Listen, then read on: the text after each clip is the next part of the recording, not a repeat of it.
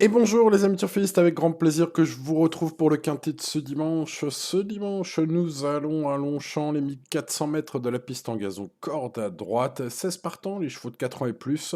Beaucoup d'entre eux ont déjà gagné à ce niveau, sont très connus. Je vous propose d'étudier tous ces partants un par un dans l'ordre du programme et ensuite d'en déduire ensemble, les amis turfistes, quelles sont les bonnes bases, les bons tocards et un prono qui pourrait nous aider. Pourquoi pas toucher quelque chose? C'est un quintet très ouvert ce dimanche, alors les rapports peuvent être intéressants, ça vaut peut-être le coup.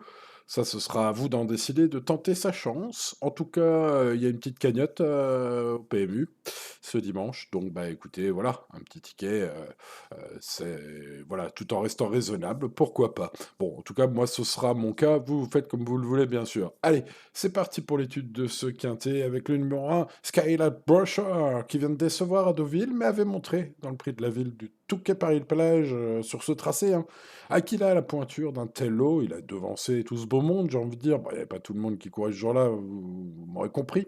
Mais voilà, il a devancé 4 ou 5 qui couraient et c'était très bien. Alors, Tim Duntworth, j'allais dire son mentor, son entraîneur et son mentor d'ailleurs à ce cheval, indique que le cheval a besoin d'une piste pas trop souple pour s'exprimer pleinement. Alors ça devrait être le cas ce dimanche à Longchamp, hein, vous me connaissez, j'étudie même les météos pour avoir la meilleure fiabilité possible. Ça marche pas de tous les coups la météo, mais bon, écoutez, hein, et c'est comme ça, ils font des pronostics, hein, comme je le dis souvent.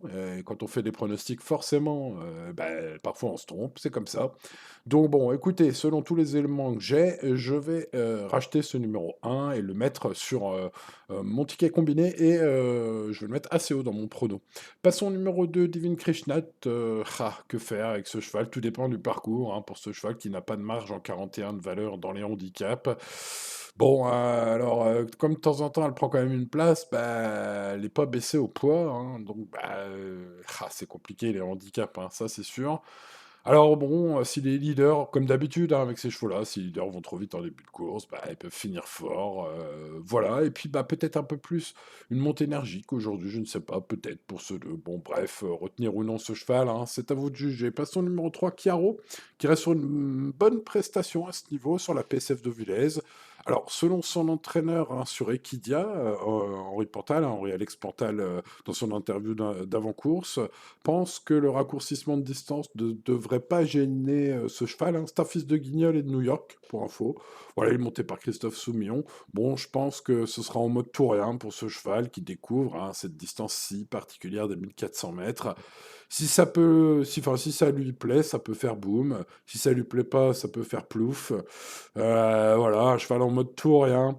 Passons au numéro 4, Bellano, qui est bien placé à la corde, en pleine forme.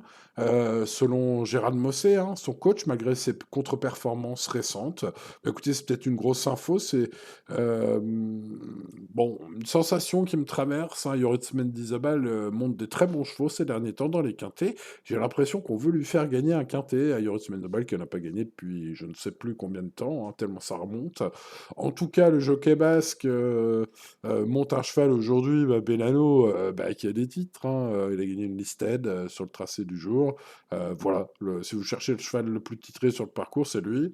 En tout cas, voilà, il a fait un début ouais, de carrière prometteur. Bon, bah écoutez, je pense qu'il peut répondre présent cette fois. Voilà, c'est juste une impression, peut-être, hein, avec ce cheval titré que monte Yorit Mendizabal. On se demande, voilà, peut-être, enfin, je me demande en tout cas, personnellement, c'est un avis individuel, c'est le mien, que bah, peut-être on cherche en ce moment, vu les mondes qu'il a eu ces derniers temps, bah, par rapport à ce qui montait avant, bien sûr, hein, je trouve que Yoritz est largement favorisé.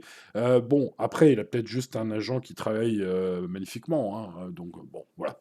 Allez, passons au numéro 5, Tortizambert, qui a déjà prouvé sa valeur, hein, à ce niveau sur ce tracé avec des podiums en 41 de valeur cette année.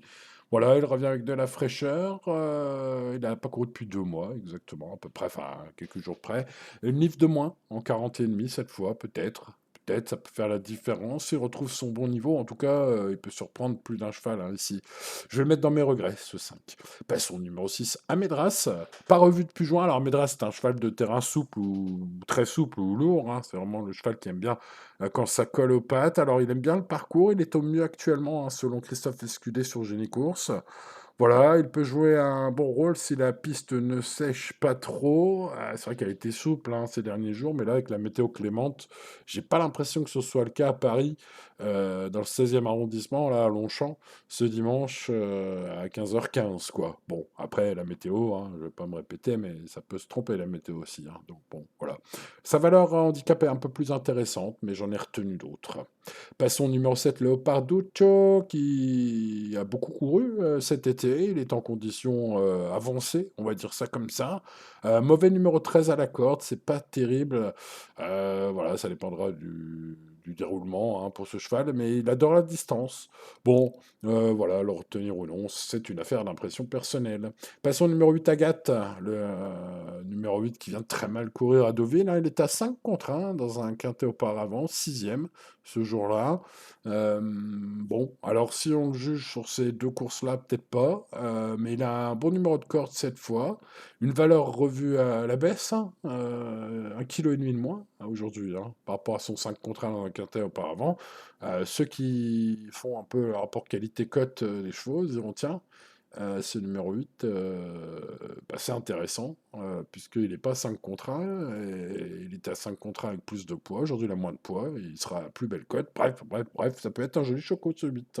Bon, passons au 9, Chaldero. Après sa victoire surprise, rappelez-vous, à 52 contre 1 lors de sa rentrée 2025, hein, il a montré qu'il n'avait pas voilà, usurpé cette victoire en réalisant de très belles prestations hein, cette année, notamment à Deauville. Lors de son premier quintet, d'ailleurs, disputé de sa carrière. Elle a été écrasée d'argent. Le mot est encore faible, je trouve. Hein. Il était pratiquement à 2 contre 1 dans un quintet. Il a fini deuxième ce jour-là.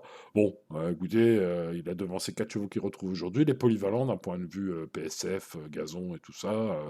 Voilà, a priori, lui, il a de la qualité. Les chevaux qui ont de la qualité vont dans tous les terrains en général, en règle générale, avec des exceptions, comme toutes les règles générales, mais voilà, j'ai envie de lui faire confiance. En plus, le coach est chaud, hein, Miroslav Nevsladnik, sachez-le. Voilà, son pensionnaire se transcende cette saison. J'ai l'impression que c'est un point d'appui extrêmement solide. En tout cas, s'il répète sa dernière course, hein, ce 9, il va être à l'arrivée. Hein. Bon. Passons au numéro 10, Reconstruct, pour être exact en anglais. Bon, il est encore à découvrir dans ce registre. Hein. Il arrive en forme, sachez-le, selon son entourage et le parcours bah, devrait lui convenir. Il a tout approuvé ici, hein, passé de 28 en 38 de valeur. Alors, certes, il était baissé d'une livre hein, suite à sa course, sa dernière course. Hein. Bon, il est à 37,5 du coup, mais bon, c'est quand même pas facile. J'en préfère d'autres. Passons au numéro 11, Pumalin Park, qui bénéficie d'un bon numéro de corde 5 et apprécie les pistes pas trop souples. Il devrait être servi. Il est piloté par Maxime Guyon aujourd'hui. Peut-être être compétitif dans ces conditions. Il a gagné sur le tracé du jour en bon terrain. Alors, il reste sur 2 échecs sur piste collante. Puis sur PSF la dernière fois, PSF collante aussi d'ailleurs. Donc un rachat est attendu par Gérald Mossé, sachez-le. Hein. Bon, un bon conseil, faites attention à lui. En tout cas, moi, je vais le mettre sur un ticket. Je ne sais pas encore exactement où. Je l'ai mis plutôt en bout de prono, par choix d'autres chevaux que je préférais au papier, on va dire, ou sur leur forme récente. Mais je me suis entouré ce 11, hein, je m'en méfie fortement. Passons au numéro 12, Talentuoso, qui après un début de carrière formidable, hein, gagnant en débutant. Ensuite, il avait fait troisième de Listed, hein, donc bah, c'est le 3 que vous voyez là après le 24 hein, dans sa musique, dans ses performances. Donc bon bah écoutez, selon Pierre Dubois, hein, son coach, ses malheurs récents expliquent ses mauvais classements. C'est ce que j'ai lu dans Génie et Course, donc bah, j'ai l'info, je vous la donne. Bon, écoutez, il est mieux placé au poids et donc présumé en bonne forme, hein, si on croit la déclaration de son coach. Bah, ça peut être un jeu spéculatif à tenter. Ce numéro 12, on verra où est-ce que je le glisse. Passons au numéro 13, Seven Day. Je regarderai sa cote du matin, hein, celui-là, hein, avec les rougets. Hein, c'est ce qui fait avancer les chevaux, a priori, puisque bah, les chevaux comme ça, un peu tangents dans les quintés, dès qu'ils sont un peu abandonnés à 15 contre 1, et plus, hein, pour un rouget, 15 contre 1, c'est une cote énorme. Bon, il faut rien. Bah, la dernière fois, le cheval là a fait le petit tour à Deauville, il avait un mauvais numéro de corde, ce 13. Oh, pas grave, on fait le petit tour vers la prochaine fois. Alors la prochaine fois, c'est aujourd'hui, il a un bon numéro de corde. Alors voilà, hein, si en plus la cote fait avancer le cheval le matin, là, ce dimanche matin, bah, je le rajouterai. Je ne l'ai pas mis, il est dans mes regrets, il sera dans mes champs réduits, vous me connaissez, mais je n'ai pas gardé dans mon prono. Il y a beaucoup de regrets aujourd'hui quand même, hein, au final, hein. Bon, passons au numéro 14, White Platine, en plein dans son sport, White Platine, hein, attention, hein. Euh, plein dans son port, en plus, hein, j'ai envie de dire, sur ce tracé. Bon, le jeu de mots était facile, mais vient d'être improvisé pour cette performance. Les amis turfistes, n'hésitez pas à mettre le petit pouce sur la vidéo et à vous abonner. J'en aurai encore d'autres, des jeux de mots incroyables comme cela, improvisés dans les conditions du direct dans cette vidéo. N'hésitez pas à nous rejoindre sur cette chaîne, les amis turfistes. En plus de toutes ces infos, il y a de l'humour incroyable, hein, comme vous venez de le voir. Bon, le cheval dispose d'une très belle chance de rachat, à mon avis. Pour résumer ma pensée, pour être tapé dans le mille, hein. Aujourd'hui, ce fils de Polarix, il porte la confiance de sa coach. Les habitués d'entre vous me diront, ouais, comme d'hab, Simon. Bah oui, mais c'est toujours une indication supplémentaire. Mais au papier vu c'est lui, il existe des raisons de l'espérer. En tout cas, c'est déjà pas mal espéré. Passons au numéro 15, Wapi. Alors, très belle cote celui-là. La dernière fois, ça s'est mal passé. Il a une bonne corde aujourd'hui. J'ai senti Yann Lerner parmi les coachs les plus confiants, hein. Vous savez que j'étudie les interviews d'avant-course, hein, que ce soit sur Equidia, Génie, Le Parisien, Paris Turf, etc. Et ben, parmi toutes ces interviews, il m'a semblé que Yann hein, était assez confiant, hein, le petit. Hein, donc, enfin, le petit. Il a mon âge, hein, presque, je pense. Donc, bon, bref, il n'est pas si petit que ça. Mais vous m'avez compris, un rachat est attendu, je pense, hein, dans l'entourage de ce numéro 15. Ça pourrait être un très joli coup. Allez, passons au numéro 16, Fou Furieux, qui pourrait être un coup de folie. Celui-là, hein, finalement, il retrouve un poids assez favorable. C'est un bon attentiste. Alors, plus à suivre sur le sable, je le pense toujours. Mais réalistement, s'il se crêpe le chignon devant, ouais, il peut être pas trop loin. En gros, c'est le plus gros outsider de la course, mais pour moi, c'est pas la dernière chance théorique, en tout cas, de ce quintet. Avis aux amateurs, si vous voulez tenter vraiment un jeu incroyable. Bon, en tout cas, moi, je le mettrais dans mes champs réduits, et pourtant, ce sera la plus grosse cote du jour, hein, la plus grosse cote au PMU, a priori, en tout cas, vu son classement dans la presse. Bon, passons à ma sélection, mes préférés, les amis. Vous l'avez compris, c'est une épreuve très ouverte. On va rester raisonnable aujourd'hui. On va mettre des grosses cotes. Et on va pas jouer trop, voilà, trop lourd, hein, aujourd'hui. On va spéculer, voilà, pour résumer. Wapi, le 15, j'ai senti Yann Larner, hein, voilà, comme je viens de vous expliquer, il y a pas mal d'éléments qui peuvent lui permettre de se racheter à ce cheval. Bah, je l'espère, parce que vu sa cote incroyable, et puis bah, le fait que je l'ai gardé premier dans mon prono, que tout le monde voit, là, voilà, j'aimerais bien vous apporter un petit peu de bonheur, vous l'avez compris, c'est le but hein, quand même de cette vidéo, et de mes vidéos quotidiennes, ou quasi quotidiennes en tout cas, les amis turfistes. Donc bah, voilà, je croise les doigts pour ce 15, vous l'avez compris. Le grand favori, écrasé d'argent la dernière fois, qui le sera encore probablement aujourd'hui, mais qui représente un point d'appui apparemment extrêmement solide, c'est le numéro 9, Chaldero. Parti à 2 contre 1 pratiquement dans un quintet la dernière fois, et puis sa rentrée 2025 a été suivie d'excellentes sorties, hein. Donc j'ai envie de lui faire confiance à ce numéro 9, même si sa cote là pour le coup est pas terrible, c'est un favori logique en tout cas. Agathe, le numéro 8, sera plus belle cote hein, que lors de son quintet l'avant-dernière fois, et pourtant le poids est meilleur hein, pour ce numéro 8 aujourd'hui. C'est peut-être pas le moment de lâcher ce Christopher Red, Christian Demuro. Ce numéro 8 pourrait être un joli choco. Allez savoir.